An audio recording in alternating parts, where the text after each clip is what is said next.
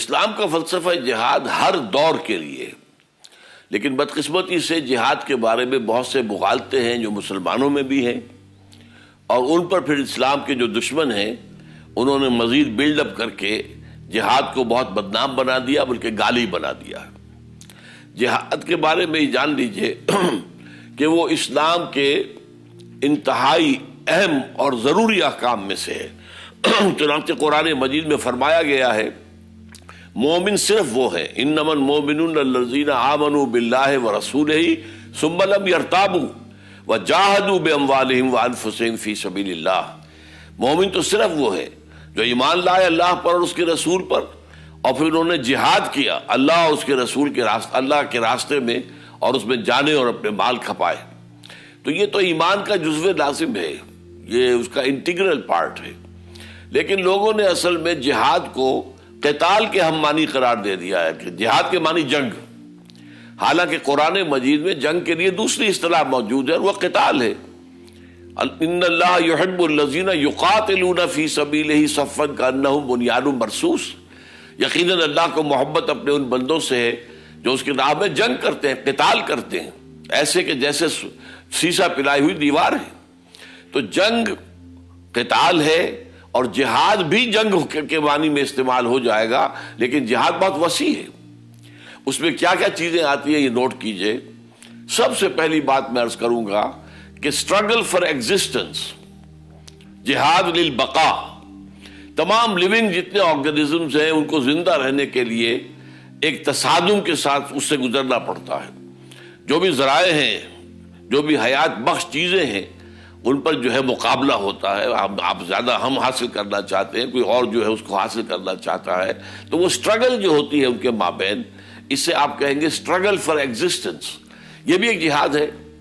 بندہ مومن جب یہ جہاد کرتا ہے تو وہ اللہ کی شریعت کے مطابق کرتا ہے، حلال ذریعے سے کماتا ہے، حرام سے نہیں کماتا، حلال سے اپنی ضروریات پوری کرتا ہے، حرام سے نہیں کرتا، یہ بھی جہاد ہے۔ اس سے آگے انسانی سطح پر جو جہاد آتا ہے ان میں سب سے بیسک ہے جہاد حقوق کے لیے، struggle to get their rights, اور اس میں خاص طور پر آزادی کا حصول، سیلف ڈٹرمینیشن کا حصول، خود اختیاری کا حصول۔ یہ جو ہے اسٹرگل، فریڈم اسٹرگل، یہ سب نے کی ہے، ہندوؤں نے بھی کی ہے، مسلمانوں نے بھی کی ہے، یورپینز نے بھی کی ہے، امریکنز نے برطانیہ سے نجات پانے کے لیے جنگ لڑی تھی۔ یہ سب کے سب لوگ جو ہے یہ جنگ کرتے رہے ہیں، جہاد کرتے رہے ہیں۔ تو مسلمان بھی جہاد کرتا ہے۔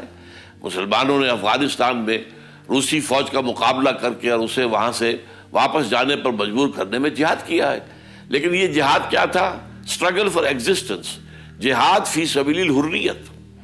اس سے اوپر ہے جہاد فی سبیل اللہ، اللہ کے راستے میں جہاد کرنا۔ اس کے بھی 3 لیول ہیں۔ سب سے پہلے اپنے نفس کے خلاف جہاد کر کے اسے اللہ کا مطیع بنانا، اور یہ سب سے اعلیٰ درجے کا جہاد ہے۔ حضور سے پوچھا گیا ای الجہاد افضل یا رسول اللہ، اے اللہ کے رسول یہ فرمائیے کہ سب سے افضل جہاد کون سا ہے؟ تو آپ نے جواباً ارشاد فرمایا ان تجاہد نفسک فی طاعت اللہ، سب سے اعلیٰ اور سب سے عظیم رتبے والا جہاد یہ ہے کہ تو اپنے نفس کے خلاف جہاد کرے اور اسے اللہ کا مطیع بنائے۔ اسی طرح ماحول جو ہے وہ آپ کو ایک خاص سمت میں لے کے جانا چاہتا ہے، جیسے کہ ایک موب ہوتا ہے وہ آپ کو ایک خاص سمت میں دھکیلتا ہے۔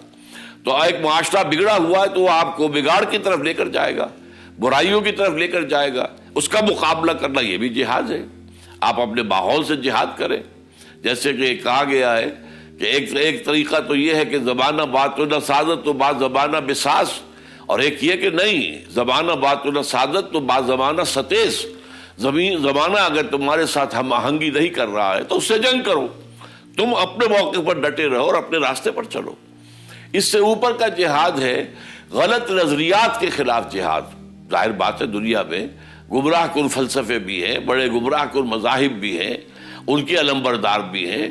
ایک فکر ہے، مغرب کا فکر ہے اس وقت جو میٹیریلسٹک ہے، اس میں جو ہے دین کا اور مذہب کا، روحانیت کا معاملہ اس میں سے خارج ہو چکا ہے۔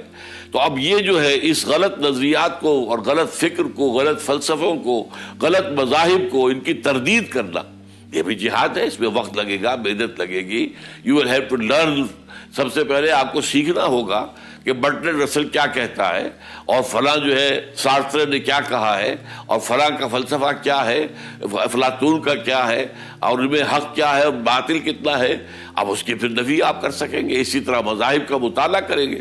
یہ سب جہاد ہے، اس میں وقت بھی لگ رہا ہے، جان بھی لگ رہی ہے، صلاحیت بھی لگ رہی ہے، راتوں کو جاگنا پڑ رہا ہے، پہلے صلاحیت حاصل کرنی ہے اور پھر اسے استعمال کرنا ہے۔ سب سے ٹاپ موسٹ ہے پھر اللہ کے نظام کو قائم کرنا، دین کا ایک پورا نظام زندگی، دین اسی کا نام ہے، دین الحق لِیُظْہِرَہُ عَلَى الدِّینِ کُلِّهِ۔ حضور کے بارے میں فرمایا گیا 3 دفعہ قرآن مجید میں کہ ہم نے انہیں بھیجا اس لیے ہے کہ ہمارے دین حق کو غالب کریں۔ اس دین حق کو غالب کرنے کے لیے جد و جہد جو ہے اس میں ظاہر بات ہے پہلے دعوت بھی ہوگی، سب کچھ ہوگا، پھر جو لوگ قبول کرنے گے ان کی تربیت ہوگی، انہیں تیار کیا جائے گا، پھر ایک جماعت وجود میں آئے گی حزب اللہ، وہ باطل نظام کے خلاف جہاد کرے گی۔ اور اس لیول پر جہاد میں قتال بھی شامل ہو سکتا ہے۔ اس سے پہلے کا سارا جہاد جو ہے اس میں لڑائی کا، جنگ کا، ہتھیار کے استعمال کا کوئی معاملہ نہیں ہے، لیکن اس لیول پر آ کر حضور صلی اللہ علیہ وسلم کی حیات طیبہ میں ہمیں نظر آتا ہے کہ آپ نے 13 سال تو وہ تیاری کی ہے، پہلے دعوت دی ہے، تبلیغ کی ہے، جو آ گئے جنہوں نے قبول کر لیا ان کی تربیت کی ہے، انہیں آرگنائز کیا ہے، لیکن پھر اس جمعیت کو لے کر باطل نظام کے خلاف آپ نے تلوار اٹھائی ہے۔ آج کل یہ ہے کہ اس تلوار اٹھانے کا بدل جو ہے ایک تجویز ہو گیا ہے، اور وہ یہ ہے کہ عوامی ایک تحریک جس کو ایک مضبوط جماعت لے کر چل رہی ہو، تو وہ ایک پرامن تحریک، احتجاجی تحریک کے ذریعے سے، ایجیٹیشن کے ذریعے سے وہ نظام کو بدل سکتی ہے۔ اس کی بہت سی مثالیں آج دنیا میں آ رہی ہیں۔ تو اس لیے اس سطح پر بھی جنگ ہی واحد ذریعہ نہیں ہے، لیکن اس سطح پر جنگ ہو سکتی ہے، اور وہ جنگ جائز ہوگی اور وہ جہاد فی سبیل اللہ ہوگی، لیکن وہ اس تمام پروسیس میں سے گزر کر ہوگی، ایسے ہی نہیں۔ یہ تمام پروسیس اور اس کے منازل جو ہے، اس کے جو لیولز ہیں ان سے گزر کر ہوگی، اور اس کا بھی بدل ایک موجود ہے، اور وہ ہے ایک عوامی، ایک پرامن عوامی تحریک، یا آپ اسے کہہ سکتے ہیں کہ ون سائیڈڈ وار، کہ انسان باہر نکل آئے۔ ظاہر بات ہے کہ کہیں بھی اگر آپ نے سول ڈس اوبیڈینس کی تو آپ پر گولیاں چلے گی، اپنی جانیں دینے کو تیار ہوں، کسی اور کی جان نہ لیں۔ تو یہ سارا معاملہ جو ہے یہ ایک امکانی شکل ہے، لیکن بہرحال یہ ہے جہاد کا وہ کانسیپٹ، اور قرآن نے اس جہاد کو ایمان کا جزو لا ینفق قرار دیا ہے، اور اس جہاد کے بغیر قرآن انسان کے فلاح اور کامیابی اور اخروی نجات کی ضمانت نہیں دیتا۔ چنانچہ سورہ صف میں کہا گیا ہے، یا ایھا الذین آمنوا هل ادلکم علی تجارۃ تنجیکم من عذاب علیم، اے ایمان والو کیا ہم تمہاری رہنمائی کریں اس کاروبار کی طرف جو تمہیں دردناک عذاب سے یعنی جہنم کے عذاب سے چھٹکارا دے دے۔ تؤمنون باللہ ورسولہ، ایمان رکھو اللہ پر، اس کے رسول پر، یہ دلی ایمان ہوگا، قلبی ایمان۔ وتجاہدون فی سبیل اللہ باموالکم وانفسکم، اور جہاد کرو اللہ کی راہ میں اپنے بالوں کے ساتھ اور جانوں کے ساتھ بھی۔ ذالکم خیر لکم ان کنتم تعلمون، یہی تمہارے حق میں بہتر ہے اگر تم سمجھو۔ اگر یہ نہیں کرو گے تو پھر اس دردناک عذاب سے چھٹکانے کی کوئی ضمانت ہماری طرف سے نہیں ہے۔ اور اسی صورت میں پھر یہ بھی بتا دیا گیا کہ اس جہاد کا بلند ترین مقام کون سا ہے، وہ قتال ہے۔